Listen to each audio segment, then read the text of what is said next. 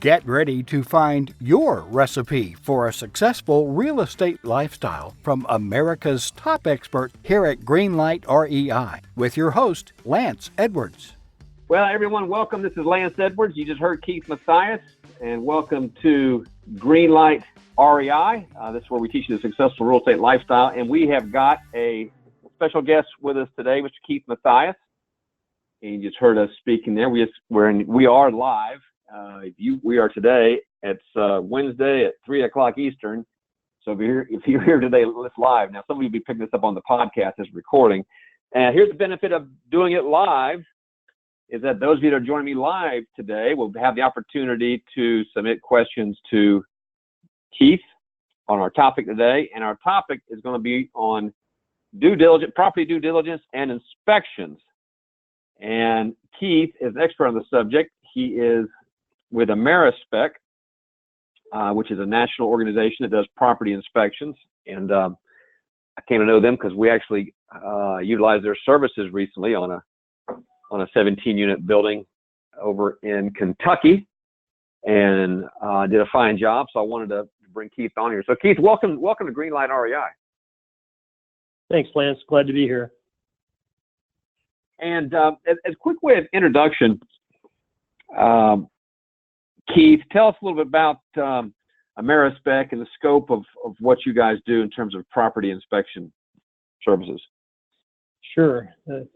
Amerispec's a little over 30 years old, started in California. Today we're headquartered in Memphis, Tennessee, and a part of the ServiceMaster family of brands. The Amerispec's beginnings were primarily residential, and then it's grown into commercial as well.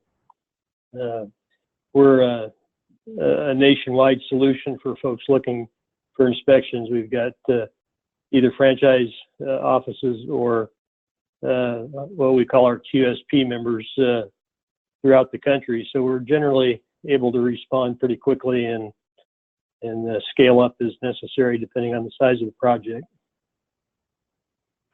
So when you say was it QSP member? Explain what that is, Keith, if you don't mind.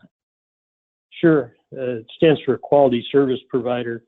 It's pretty difficult for a single company to get rid of all the white space between the East Coast and the West Coast. So where we don't have our own Amerispec offices, we've partnered up with independent inspection companies to help us out. And that has given us a tremendous amount more capacity and capability for taking care of projects with multiple properties over multiple states. Well, that's perfect. So it's giving you guys, obviously you're positioning yourselves one-stop shop when it comes to inspection services. That's the goal. It sure is.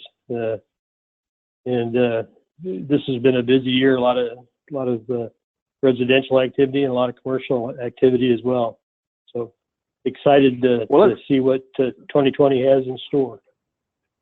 Well, let's hope it's continuing to be great. So let's talk about that. And of course, when we engaged with you guys, it was more on the commercial front, small apartments. And most people that are listening here, Keith, are going to be small apartments. We define that as 2 to 30 unit buildings. And you're talking about you guys are stepping out in commercial. So let's talk, I guess, first of all, when we talk about a property inspection, and let's talk about maybe a fourplex. A property inspection, when you hear that, or someone makes a request for a property inspection, what does that mean to you guys with regards to scope? Well, generally speaking, that would be a top to bottom inspection. I think we counted it up one time. It's just a little over 400 different items that we look at from the roof to the foundation.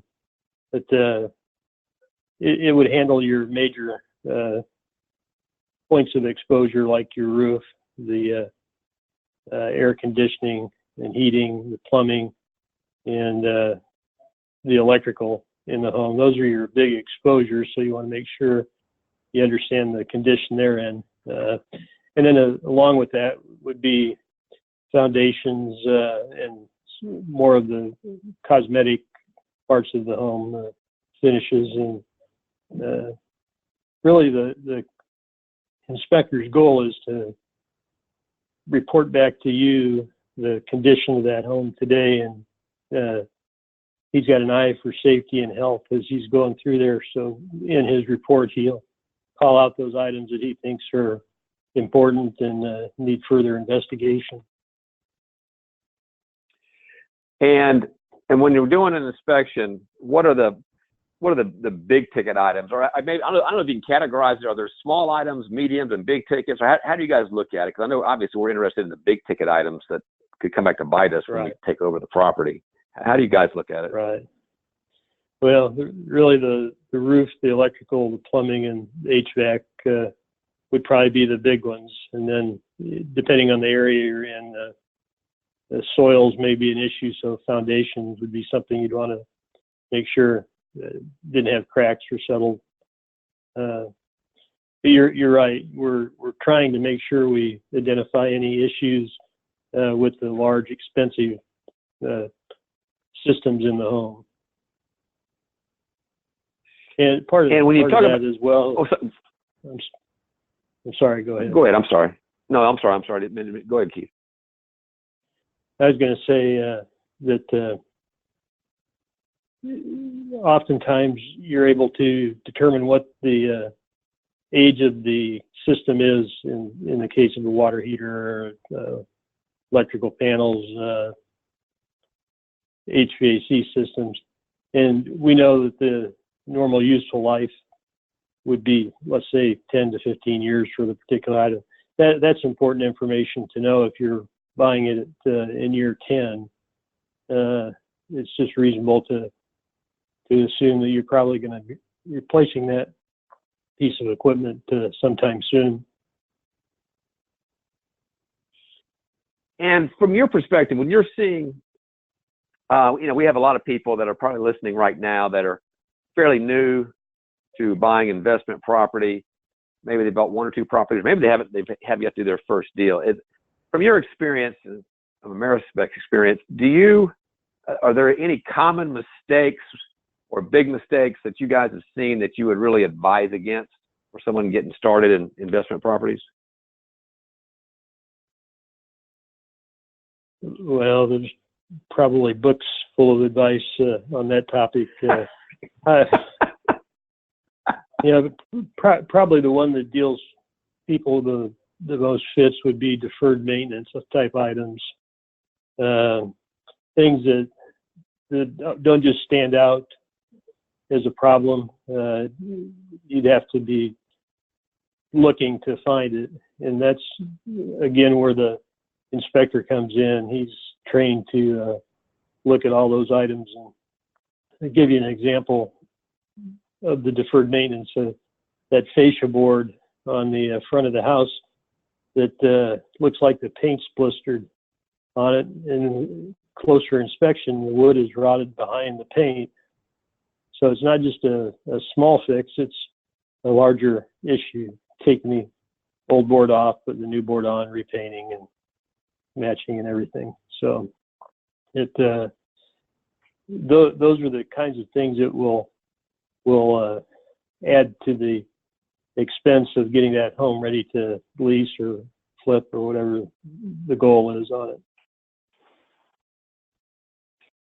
And here's a question. I'm just curious. When you're, if you were to contrast, do the inspection on a home that a homeowner's been living in versus the inspection on a rental property where they've had tenants coming and going, is that a different cat in your eyes? Or are there different challenges you're looking at, or is it pretty much, apple with an apple? I'm just curious. Yeah, I'd say on the smaller commercial properties, it's very similar. If you're renting the unit, there probably are going to be shorter lifespans on things like the carpet and linoleums, and probably bathroom fixtures and appliances. But from an inspection standpoint, the process would be very similar. And I want to go back to something you mentioned up is on plumbing, because this is something I didn't appreciate until years ago, especially on older properties. I mean, what can go? Let me put it to you, Keith. What can go wrong with the plumbing? I mean, the plumbing's just plumbing, right? I can't imagine anything going wrong with plumbing. So talk to that if you would.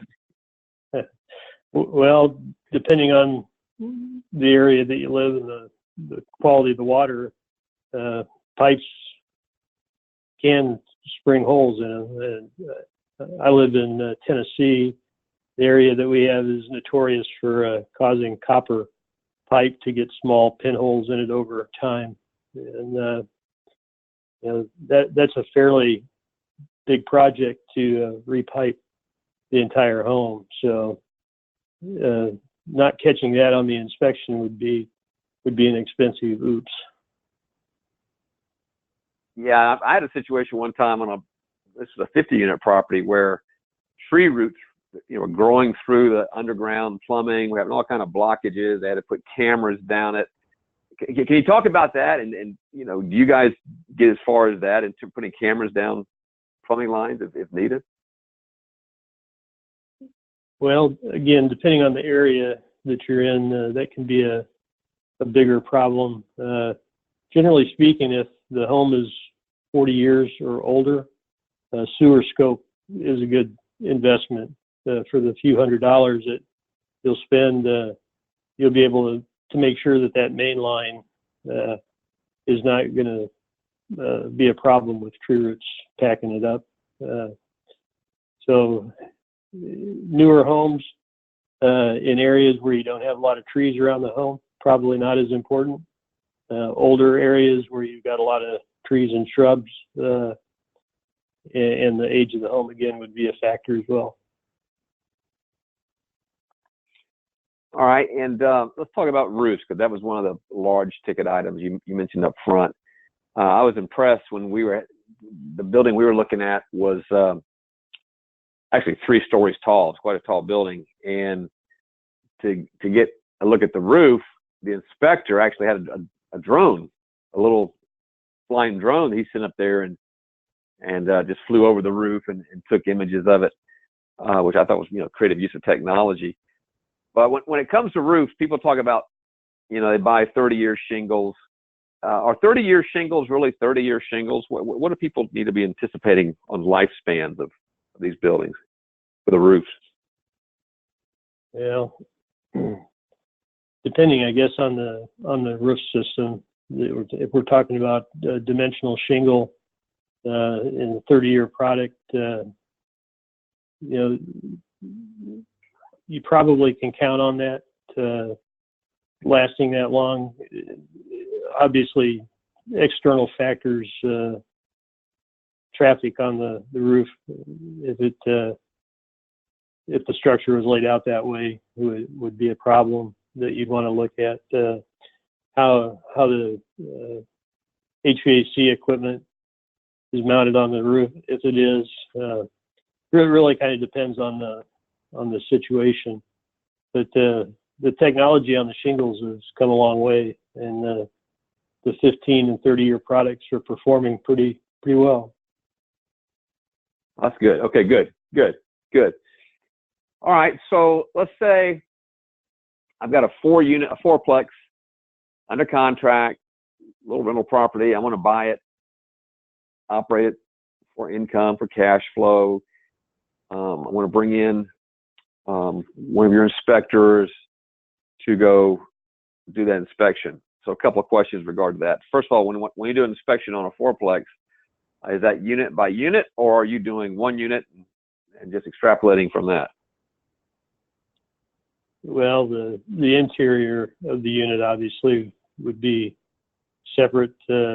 Probably would end up measuring the exterior as a single unit. Am I answering your question? I'm not sure that was what you wanted to know. What I'm driving at, and I know the answer, I just want to make sure everybody's aware of this. So if I've got units, apartment A, B, C, and D in this 4-plex, when you guys go in on the interior, you're going to go apartment by apartment, correct? That's correct. Yeah. And so approximately, for someone that's thinking in terms of how much time would an inspector on average spend in each individual apartment just doing the interior inspection? And I'm trying to get everyone to get a sense for how much time would they need if they're asking, to have access to the property for an inspector to come in on a fourplex. How much time should they be asking for?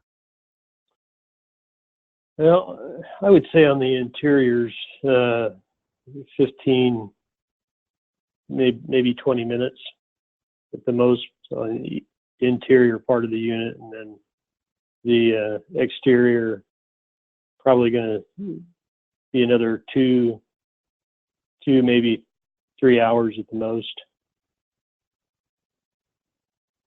Okay, that's good. Yeah, it's consistent on the set. Yeah, we did the 17 unit, and it took basically a day. Probably from 9 to 4, something like that. And that was unit by unit. They went into every apartment. All right. So I know one of the questions out there is, I get this one a lot, Keith. So when it comes to the cost of a rehab estimate, are there such things as general rehab estimates within these properties, or are there guidelines that people can provide? Or let me put it another way: do you guys provide cost estimates when you find there's stuff that needs deferred maintenance, for example? Do you go to that extent, or is that the next step that the potential buyer has to go look at in terms of cost of anything you find? Now we have what we call a repair pricer, and it will take all of the items that the inspector has called out in his report and give you an estimate for the material and labor to correct that. And usually takes us about 24 hours after we perform the inspection to have all that ready for you. Hey, that's great. So what do you call it, repair pricer? Repair pricer, yeah. Generally, you'd be probably looking at $75 to $100 in that range to have that added on to the inspection report. What's really neat about it is the data that we use for pricing is all mined locally. So it's not a New York State project in the center part of Iowa. It's actual data from your local area. So the estimates are pretty accurate. That's really good. That's really good. So when you say it's mined, you're literally, you guys, because you guys are nationwide, you're able, actually, are you just mined is like electronically you're pulling data from other places, or are they going out and having to go source, manually interview people and stick in numbers for cost? Both. There's still a huge human element in doing that, but in order to keep the estimates accurate, it's still a part of how we do it. Oh, that's fantastic. That's fantastic. All right. So we talked about the time. So one of the questions, let's stick with this fourplex example. So if someone wants to get a full-blown inspection done, and I'm not going to hold you anything, but what kind of price? Do you guys price it by the apartment unit, by the building? How do you, or the square foot? Just give people a sense of how much they're going to spend for a good quality inspection. Sure. Well, that's a good question. Most inspectors will base the charge off the square footage just because it's easy for everybody to understand. But it's a time situation. And a fourplex probably would be in the Memphis market somewhere in the neighborhood of $750 to $800. And it would take the inspector and probably a second inspector helping the better part of the day to do that. So that may vary a little bit from market to market, but probably not too bad. And then what is the deliverable? So, and first of all, before I go there, and as a potential buyer, this is an important point. The buyer is able to walk side by side with your inspector while they're doing the actual inspection, right? Yes. Yeah. And our inspectors enjoy taking time out as they are going around the home to point out where the hose bibs are and where the water main shut off is, and panel box for the breakers, and really to give that person a sense of how that home operates and what they need to keep their eye on from a maintenance standpoint. Yeah, and that's exactly the experience we had, because I tell our clients, for example, on the 17, I was there with my clipboard. I'm step by step, because this is invaluable feedback you get on your property. Just like Keith is saying, they point out things that laymen wouldn't see where stuff is located. Plus, you learn a heck of a lot in this process. So I always tell people, be there with your clipboard. All right, so we've gone through the process. We've gone step by step with the inspector. Let's stick with the example fourplex. What is the deliverable at the end of the day from the inspection process to the client, Keith? Well, we'll most often have our reports finished the same day we do the inspection, and that can be communicated to you electronically or in a hard copy, whichever you prefer.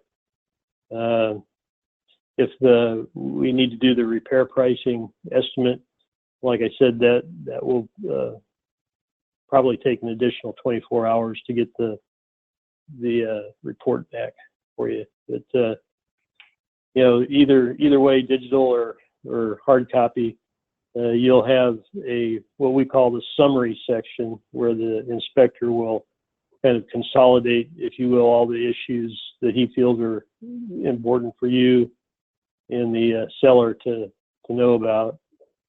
And then there'll be what they call the general section, which is a more detailed description of what they've seen as they've taken the inspection walk on the house. So it may point out things that are of interest but not issue or problem. So we spend a little bit more time writing our comments so you understand what you're looking at in the picture or reading about in the report. So that would be the deliverable. Obviously, the inspector is available to go through the report with you if you'd like, and answer any questions that you may have. Yeah, I was really, really pleased before I got. Matter of fact, my impression, I've been doing this for a while, 15, 17 years. It seems like inspection has come quite a way in terms of, I don't know, I guess you tell me, maybe the inspection process hasn't changed, but the way you approach it, things like the repair pricer, drones to get on top of roofs. Has the inspection business changed over the number of years here, Keith? No doubt about it. I think the training that's available to inspectors today is just light years ahead of what it was 10, 15 years ago. So we've got great educational support materials. Technology has really changed our business. Where the inspector may have carried a clipboard with carbonless paper to do his report and then sit at the typewriter putting together the finished product. Today you've got a handheld device that you enter the data as you walk through the home, and hit a button at the end of your walk and it puts the report out right there on the spot. So huge labor savings. And then I think the other thing that goes along with technology would be the data that is available today. Lenders, insurance companies, folks who have a stake in the real estate game have a lot more information today at their disposal than they've ever had. And you've actually seen kind of another form of inspection work grow into an industry where we call it the non-technical audits versus a technical inspection that we've been discussing. But it's pretty exciting. It's a great time to be in the real estate industry. No, I was really, really, really impressed with you guys' operation. So Now, first of all, I'm not even going to ask you how people can get plugged into AmeriSpec and obviously avail themselves of your services. But before we do that, just give you an opportunity to toot y'all's horn, is when someone's out looking for, a good inspector, what they need to be looking for and what they need to be looking out for. Well put. I think, obviously somebody with experience and training is kind of the baseline. We want to make sure that they carry the proper kind of insurances, general liability and being one everybody's familiar with, but errors and omissions insurance is one that we require of all our inspectors. And they're human like the rest of us. They may miss something, or they may mistakenly call something out that becomes a problem in the future. You want to make sure that E&O insurance is in place to protect you on that. And then I'm kind of old-fashioned on something like this. I put a lot of stock in folks being on time or early for their appointments, taking pains to ensure they don't dirty up the house or cause any damage while they're doing their inspection. And probably the best way to find that out is just to get recommendations from your real estate agent, or you can go online now and use Mr. Google to your advantage. Call up home inspectors in your area, and they'll have reviews and ratings on them, and that's usually a good place to start. And that's good. And I agree with you on the on-time aspect. And I got to put a plug in for your inspector down in Kentucky who worked with us. I showed up early. Actually, my team was there early for our scheduled time. He was already there ahead of us. So I always like that. I'm old school like that myself. So in a minute, we're going to take some questions here. Are you up for some questions, Keith? Absolutely. All right, we'll take some questions in a minute. So if you have any questions, go on to, and you're on here live with us, go on to your webinar screen, the control panel, and type in your questions. There's an opportunity to get answers from the expert. And I'm telling you, if you're at any point halfway serious about buying property, this inspection process is a key part of your due diligence, this physical inspection. And now's your opportunity to get your questions answered, because you've got clearly experienced expert right here. While they're doing that, Keith, how do people reach out to AmeriSpec? How do they avail themselves of y'all's services? Well, the easiest way, Lance, just go to the website, www.amerispec.com. And if you'd like to talk with me, you'll see a button at the top of the screen that says National Accounts. Just click that and it'll bring you to our landing page and give you all kinds of good information. So there it is. And I'll put this on the show notes, everyone. So it's www.amerispec.com. Let me spell it out. A, M as in Mary, E-R-I-S, P as in Paul, E-C. AmeriSpec.com. I did that right. Correct, Keith? That's correct. Good job. Yeah, this is Keith Mathias. So the button up there was the upper right-hand corner, National Accounts. Is that the button they're looking for again, Keith? Yep, that's the one.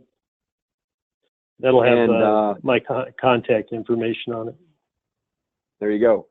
Obviously, wealth of information for this gentleman right here.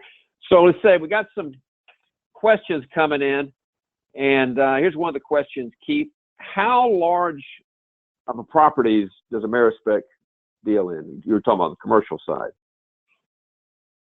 Yeah, I guess I would categorize it as small to medium size.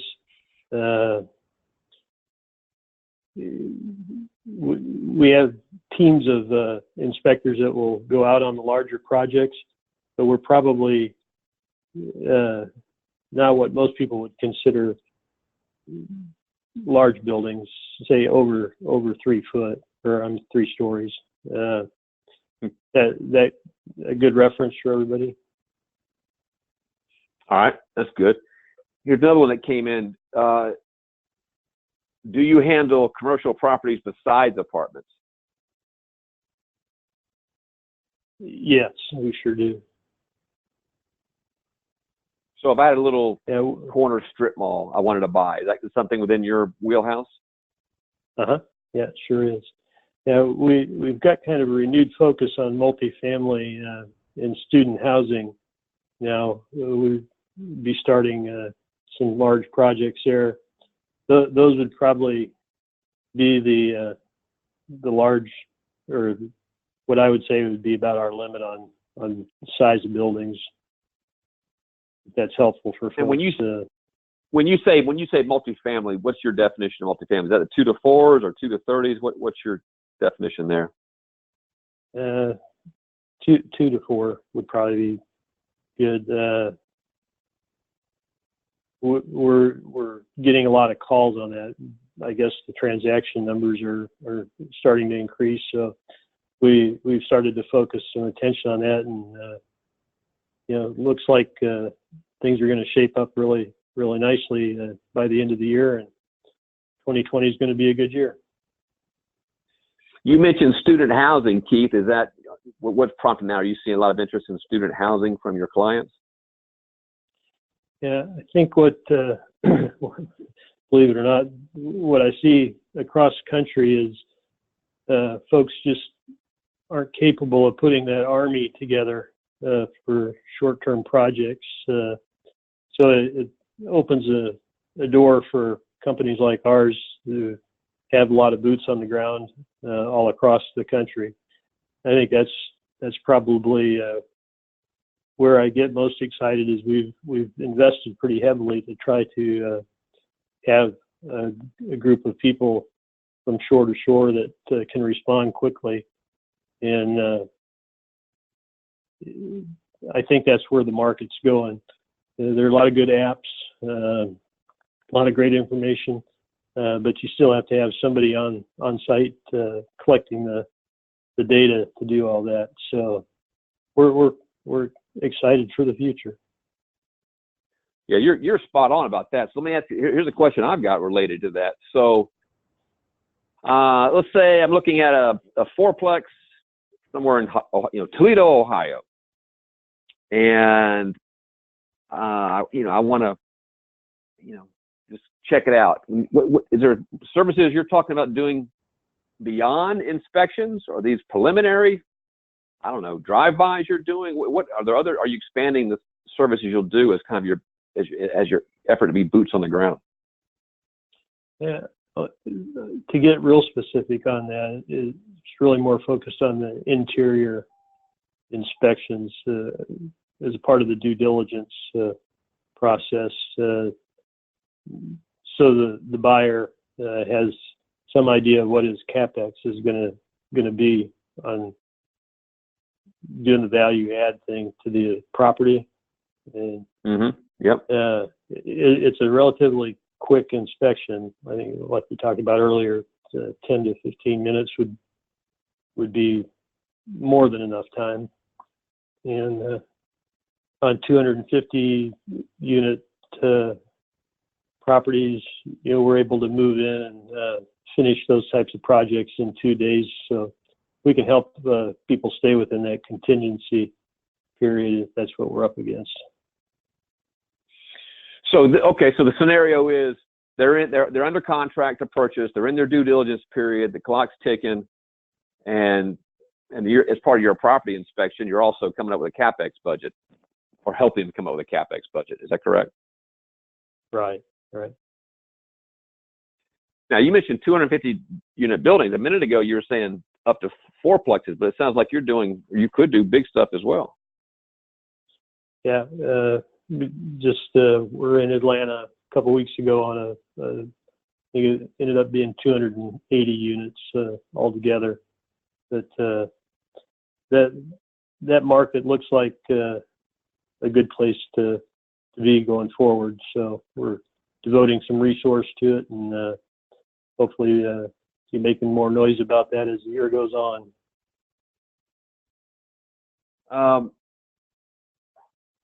All right, one more question came in here, Keith, is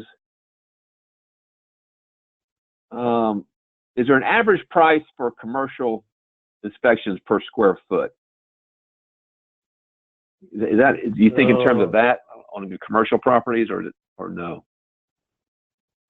Yeah, I'd say, it varies so much, but somewhere in the neighborhood of 12 to 18 cents a foot, if you were going to do it that way, probably would be a good ballpark. All right, fair enough. So before we wind down here, Keith, by the way, this has really been fantastic. I want to thank you for sharing so much, and you guys are doing a great job. I mean, I just things about you I was not even aware of until today's call.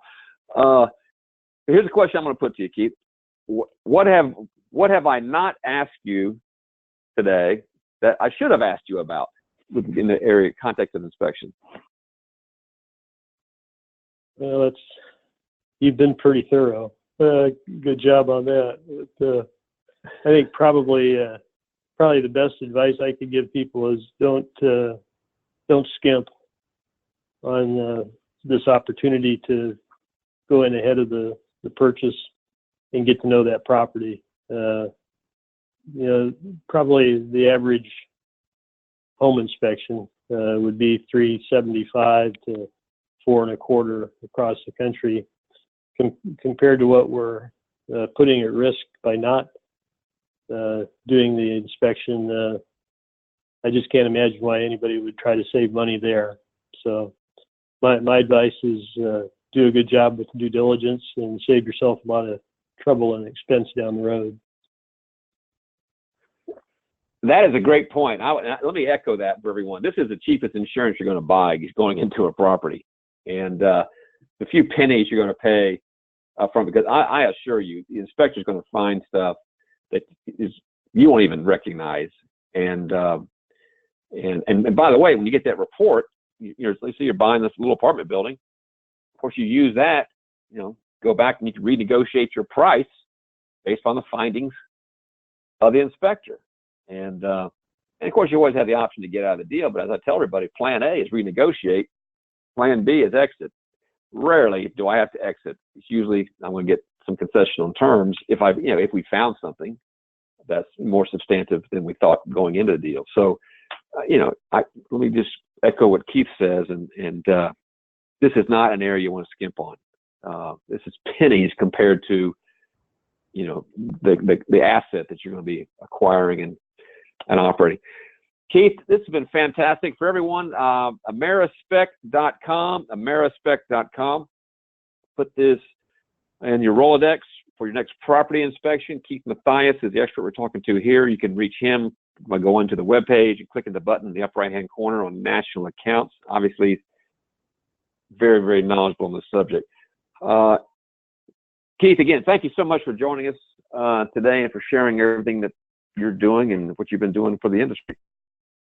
My pleasure, Lance. Thank you for the opportunity. All right, everyone. This is Lance Edwards to wind up this episode of Greenlight REI. Now, for the archives, for the recording, and for the show notes, the written notes on this call, and the links to get access to Amerispec for your inspection services, go to greenlightreinvesting.com. Greenlightreinvesting.com is what I'm showing you right there on the slide. And get access to a lot of free goodies, free training, and just great information like we had here today. Until to our next session, make your real estate lifestyle successful. Take care, everyone. Goodbye.